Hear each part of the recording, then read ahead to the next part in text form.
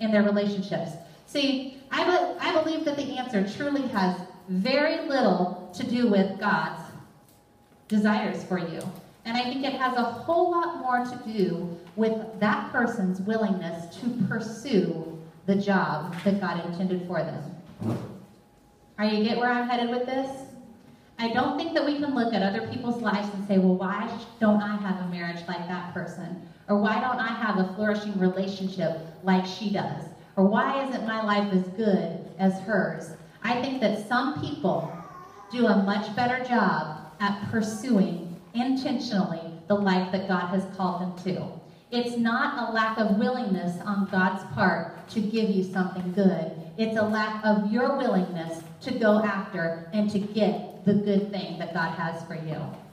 You have got to go after it. You have got to be intentional. You have got to make it your aim. You have got to make it your goal in life to reach out and grab that which Christ laid hold to give you. If you sit back and passively wait for it to happen to you, you will be waiting till you're dead.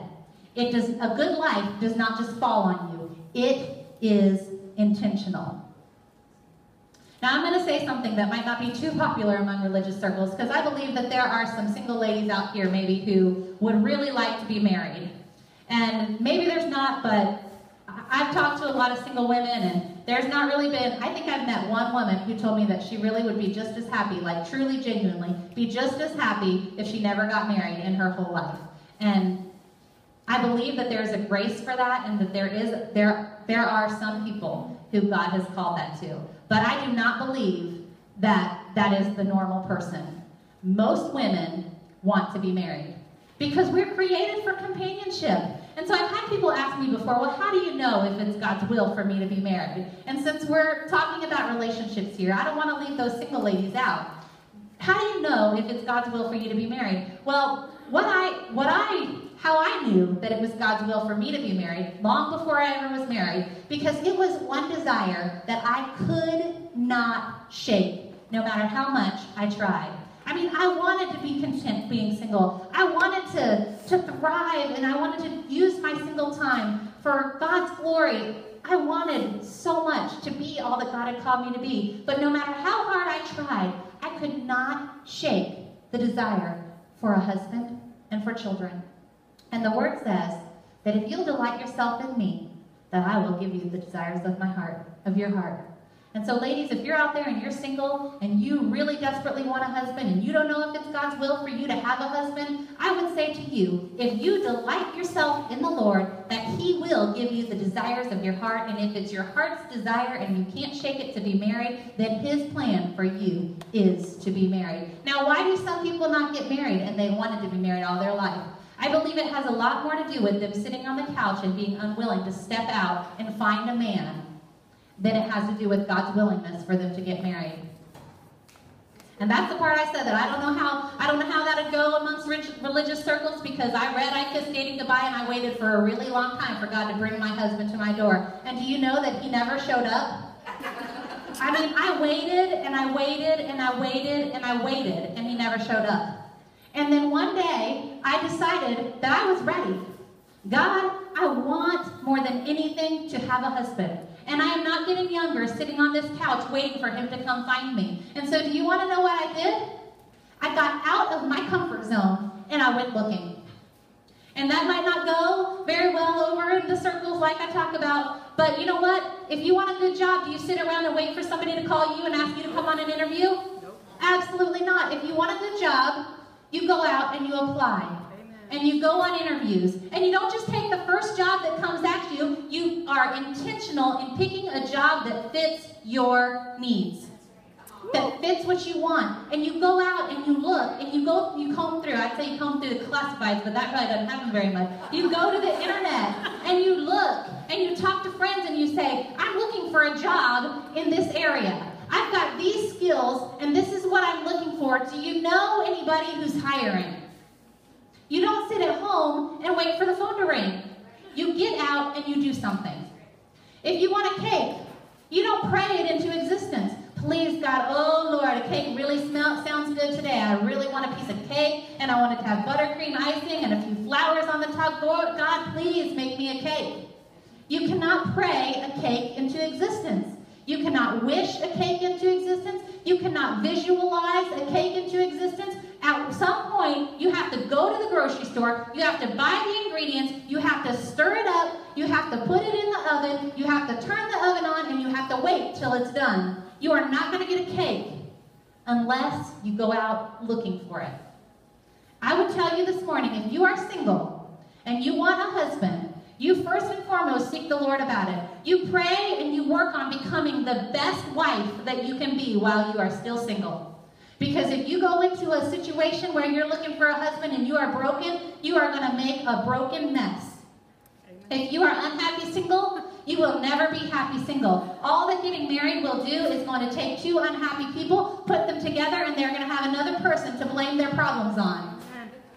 If you are not happy being single, you will never be happy being married. Ultimate fulfillment comes in having a relationship with the Lord Jesus Christ. As wonderful as my husband is, he does not meet all of my needs. He is the best husband a person can have. I truly believe that. He is 100% goodness. But if the wrong woman was married to him, they would be divorced in 2 weeks. Because your husband is not going to make you happy.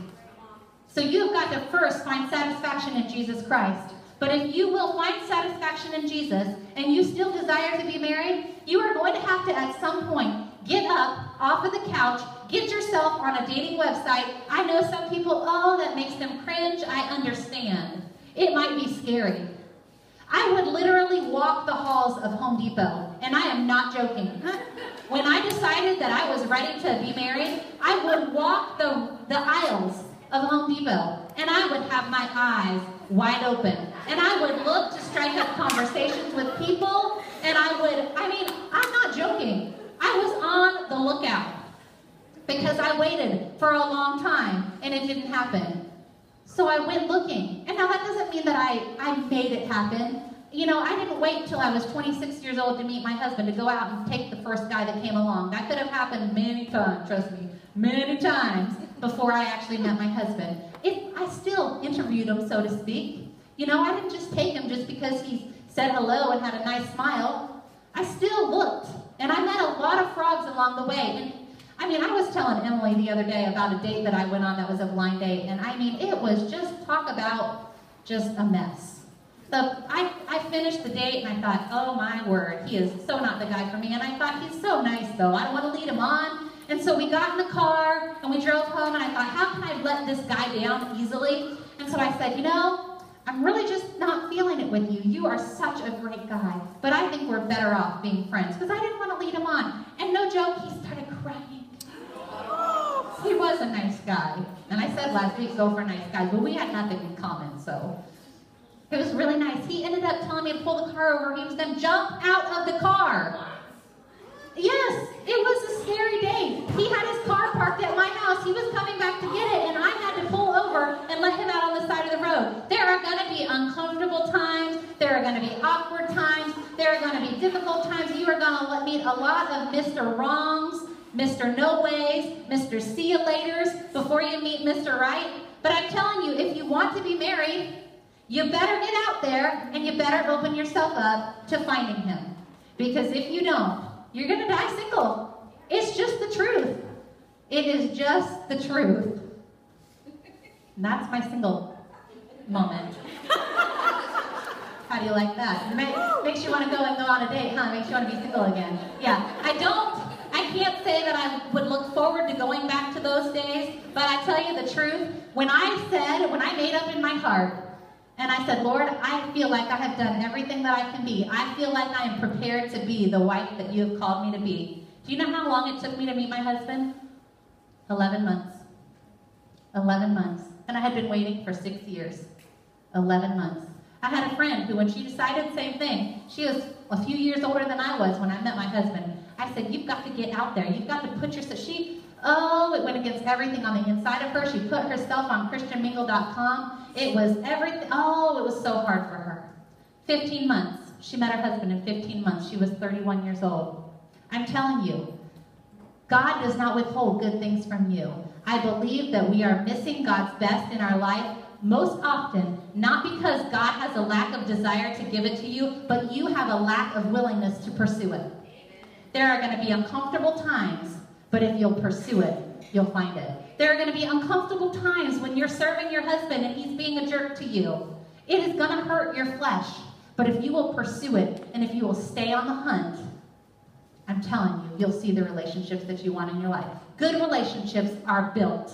They do not just happen. And I want to give you an example because I think that oftentimes we look at people, the people that are around us, maybe the pastors at our church, and we think, oh, but they're just such good people and they don't have any problems. And I don't know, I had a lady the other day tell me, well, you and your husband have a perfect marriage and you're perfect. And I thought, if you only knew how imperfect we are. We are not perfect. There is no such thing as a perfect person. We have learned to deal with conflict very well. And that's what's made our marriage so good. But I asked these two couples if they'd be willing for me to be able to share it before I went up and shared it. But I just want to give you an example. Brian and Emily, Emily's sitting here, Brian's the youth pastor at our church. I'm sure you've looked at them many times and thought, oh, how lovely. What a sweet little couple. They're just so perfect. Do you know that Brian and Emily, in the 13 years that they've been married, have been to counseling 4 times? 4 times they've been to counseling. And it's not because they had just such a rotten marriage that they had to go and have somebody fix it. It's because they wanted to be intentional about making sure their marriage stayed on track. Everybody has conflict. It doesn't matter if they're the pastor of a church of 1,400,000 people across the world. If they're married, they have conflict. You've got to be intentional about solving the conflicts. Chris and Leanne, great couple, worship leader. You've seen pastor at the church. He's up there singing. Everybody loves Chris. Yep, I love him too. I love them both. Do you know that they had, when they were first married, they had 2 small children. For 9 months, they had counselors come into their house for once a week for 9 months to show them how to mirror love to one another. They were intentional in doing it. See, we look at these people and we think, well, they're just such great people. They just have to have such a great marriage. No. I mean, they're great people. They are great people. But they're intentional. These relationships do not just happen. It doesn't matter who you are. They are intentional. And I thank you for allowing me to share that with you because I know when I was a younger girl, I'd look at some of these people at church and I just think, oh, they walk around high school with their Bibles and they're so holy and God must have given them some kind of giftedness and some kind of wonderfulness that I just don't have. No, they're intentional. They're intentional, and that's why they have good relationships. So, how can you be intentional? And all I'm going to talk about this morning with intentionality is just simply what you can do to have a better relationships, what you can do to have better marriage, what you can do to find God's best in your life, how to have joy. We're going to go on practical ways to be intentional in the coming weeks, okay? So the first one, look for the relationships that you want. I just said that. Look for the relationships you want. You're going to have to put yourself out there and go in uncomfortable situations. I just went to lunch with a group of girls from my son's kindergarten class on Friday night. We met at Carrabba's. When I got the email, do you want to go to Carrabba's? And it was a group of 5 or 6 ladies that I don't know any of them very well. I knew one of them better than the rest. But, there was a little moment of this might be a little bit uncomfortable. I love these girls. We've met at the park. They seem really sweet, but none of us really know each other. And should I say yes? Well, do you want to have a relationship? Do you want to meet some new friends? Do you want to have some? So I said yes. And you know what? We had a really great time.